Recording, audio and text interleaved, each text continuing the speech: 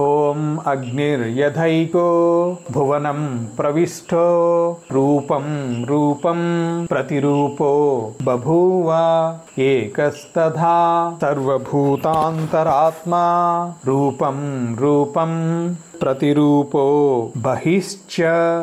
అగ్నిని చూడగలమనే చెప్తారు సాధారణంగా అందరూ. కనిపిస్తుంది కదండి, సరే చూస్తున్నారు కదా, అగ్ని యొక్క రూపం ఏంటి చెప్పండి అని అంటారు. చెప్పగలరా? సమిధ లేకుండా అగ్ని యొక్క రూపం చూపించండి అని అంటే చూపించగలరా? సమిధలు ఏమీ లేవు, అంటే ఉపాధి ఏమీ లేదు.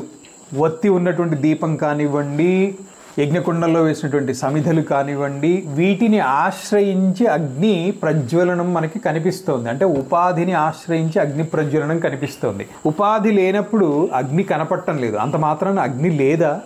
ఉంది, కాకపోతే ఉపాధిని ఆశ్రయించినప్పుడు కనిపిస్తోంది. ఇంకా వివరంగా ఇంకొక ఉదాహరణ, తిన్నటువంటి ఆహారాన్ని అరిగించడానికి ఒక అగ్ని పనిచేస్తోంది, జఠరాగ్ని. దాన్ని చూపించండి అంటే చూపిస్తారా? చూపించలేము.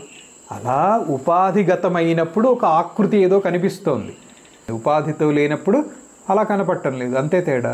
ఇది అంతే. మనం ఏంటంటే ఉపాధినే చూస్తున్నాము. ఈయన పురుషుడు, ఈయన స్త్రీ, ఈయన పిల్లవాడు, ఈయన జంతువు అంటున్నాం. ఇవన్నీ ఉపాధిని చూసి చెప్పేటువంటివే తప్ప లోపల ఉన్నటువంటి చైతన్యానికి సంబంధించినటువంటివి ఏమీ కావు. అదే ఈ మంత్రంలో చెప్పడం జరిగింది.